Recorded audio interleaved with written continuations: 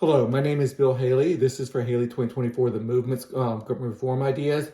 This one's going to be specifically on competitive school choice and what does 13, the age of 13, the age divide mean? What do I mean by that? So I have a whole blog on that, a whole article. So we're going to go through that. But I want to create a competitive school board system of government for education where each individual can select every parent can select their own school board, or the student can at their later ages in their teenage in their teenage years. So every parent selects from a dozen school boards, or roughly, as long as you have 5% of your the parents or students into that school board, they get their own school board and they can do it the way they want to do it within very few limitations, but a few. Okay, this is a full rundown. I'm not going to go through it all right here. I got full videos on that. It's all obviously on my website at haley2024.org or competitive school boards on Facebook and many other places.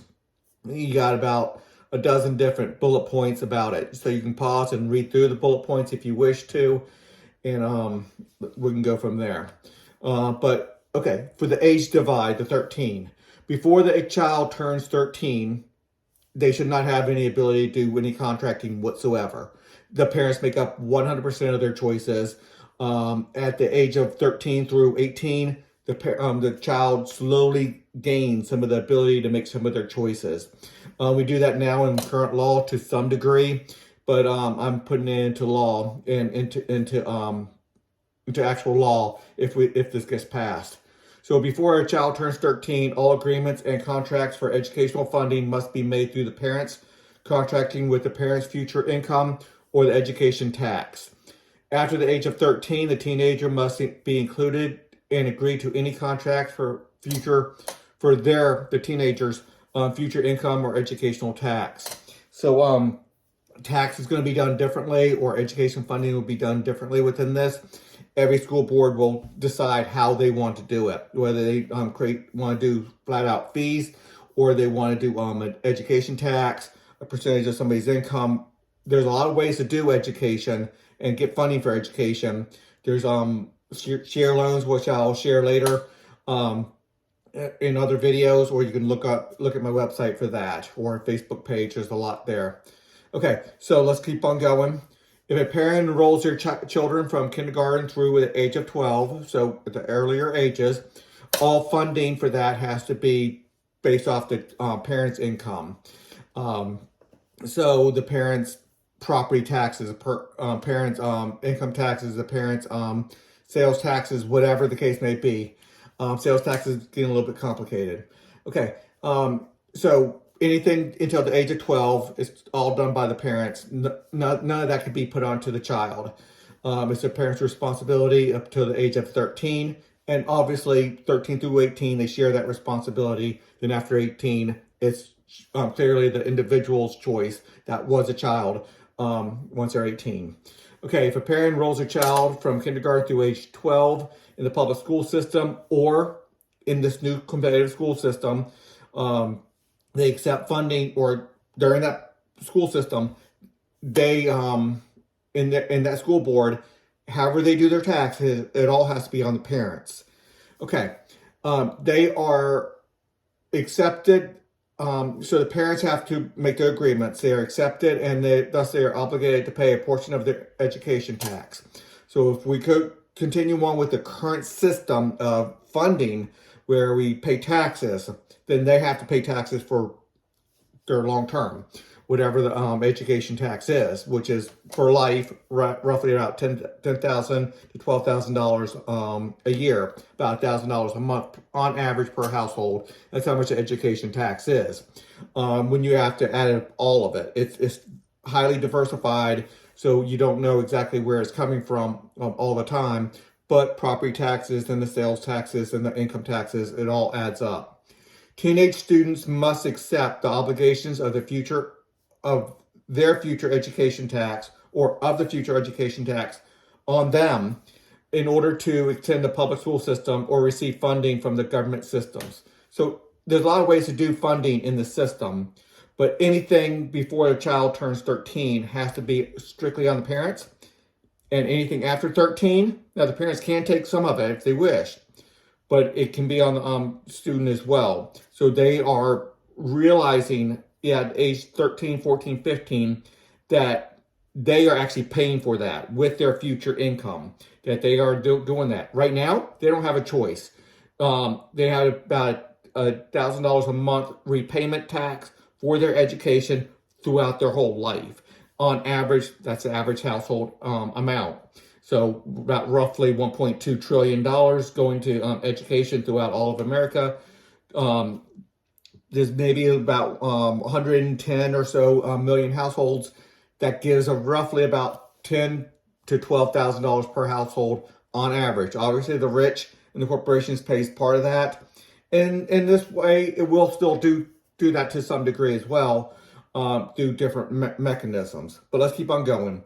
But the big idea here is 13 through 18, the child starts having to make that agreement. And they're going to see the wisdom of making that agreement. And they're going to expect a lot more of their education if they know they're making an agreement to pay that the rest of their life. And they might want to economize. They might want to be productive and do more things online, go to twice a week, 3 times a week school versus 5 days a week school, and do the rest at home. There's a lot of methods to do it. Okay, let's keep on going. Parents always have the option of taking the extra tax burden for themselves during their children's teenage years. Although the system is set up to have each person take on half their lifetime tax burden deriving from when they are teenagers. So even the parents, over time, will start taking effect. Over time, the teenager will take on half the burden from when they were a teenager, and then when their children are K through 12 years old, K through maybe 6th grade or so. So when they hit 13, then that's when the new teenager starts taking on some of the responsibilities.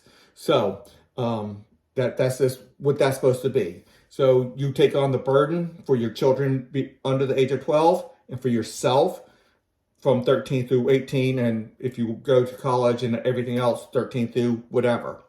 25. My wife just got out of college at 55, so obviously went back later in life, and she's taking on that burden. The same concept can work in private educational funding. So there'll be new private educational funding methods, and there's a lot to go over on that. I have different blogs on that. I'll be doing different videos on that. There's something I call a share loan that will take a share of your income, a sort of percentage of your income for your life, for the extra human capital that you have and extra earning potential. So if one chooses to be out of the government system, the parents can only contract out with the parent's future income until the child turns 13. At that time, the teenager can contract out with limits. We don't want to give a child age 13, you're going to pay 50% of your income for life just for 13th, for 7th grade or 8th grade or something like that. And obviously becoming way out of whack. So there will be within limits. Parents will have to sign off on it. Other people might have to sign off on it within the family law settings, and there'll be limitations, so they cannot go too far out of bounds. Maybe 1% of their income per grade level. So the 7th through 12th grade, 1% each, so 6% of your 6%. Right now, that's about how much you're going to be. So I don't even think it's going to be that much. We're talking 0.1% per grade level to contract that out. And I think it can be a lot less once we economize and be productive, and there's competition in that. Okay, the reason behind the age divide is that 18 is too old to start being an adult. We need to start stair-stepping the responsibility level up to, and so it's not none at 17 and all at 18. That's just too much of a bump.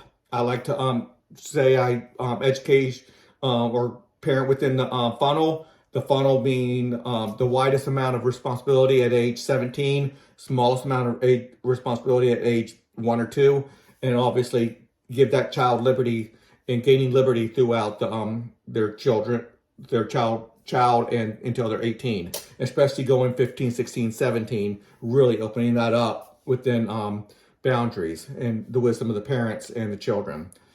The 5 years between 13 and 18 are tremendously imperative to prepare someone for life as an adult. So that's when you really have to start preparing a child to understand that they're going to be an adult. They're going to have to take on these responsibilities, and so you start stair-stepping them up, and to attain the necessary education and experience. We don't want a child at age 18 have to start now get their academic education. We want to make sure that is under their belt, and truly by the time they're 13, you need to have enough academic education that they can read, write, and do the arithmetic to the point where they can handle most jobs.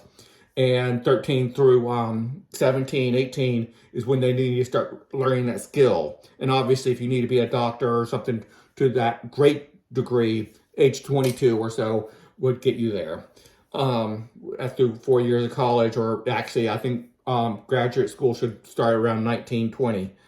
Okay, the substantial government control during these 5 years and even additional years of governmental control through higher education substantially reduces a person's opportunities to become an independent and self-governing member of society.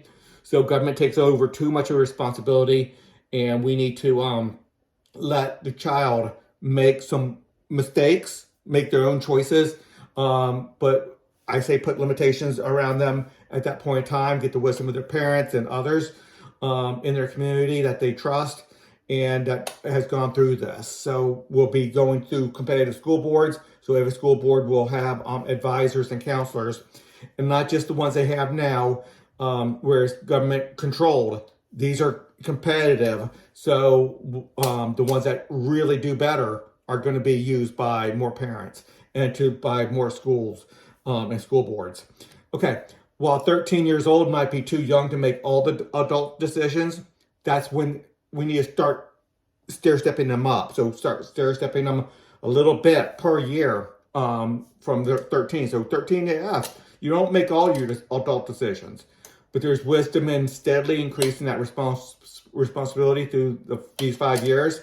In the so in another reform I have is a Haley 2024 family law reform, where we have competitive family law. Every family will pick their family law competitive regulatory agency. Every family law CRA, competitive regulatory agency, which is family law groups, and then they do their family law. So some people want covenant marriage, where you have the most Christian-based or strict conservative-based family law, and other ones want very, very liberal, where you got very liberal divorce laws where there's no fault divorce and the like. And you'll see differences in results from that. Okay, every family law would have a different view on the progression of responsibilities and authorities through the teenage years. So everyone will play a role on that. Okay, there would be sufficient advice from families and organizations. There'll be a lot of organizations out there that are specialized in this and competing against that. There's not a lot of competition in the government system right now. The government hires counselors for the especially the high school group and that age range, and they do it under government regulations and government employees. So that's not what we're going to have. We're going to have every school board will have to hire and regulate and give the value system that they want, and parents pick which family law and education competitive school boards that they want to join, and each one has a different philosophy. Teenagers would learn early how to balance their newly realized authority with the consequences of their actions. So yeah, they will make mistakes, no doubt about it. They make mistakes today, no doubt about it. Okay, but hopefully we limit that so we can't make huge mistakes. We're not going to allow them to contract out 50% of their income through 1 year of school. That's abusive, and there'll be ways to stop that. They will not learn how to be responsible if we don't give them the responsibility. Opportunities to make big decisions yield responsible adults. So over the course of time, especially getting into the 16 and 17-year-olds, they will have to make more responsibility and more big decisions, and learn from those. Okay, now there is a full structure I have for family law, competitive school boards, and the like. You have that. If you want to stop and look at it, there's a whole pages on my website. There's a lot of videos out there dealing with competitive regulatory agencies, how the sector board would be over top of all the competitive school boards with very, very little power, but just making sure everybody's getting an education and the like. And you got more structure here if you want to stop and look at it. And everything can be found at Haley2024.org. Until the next video.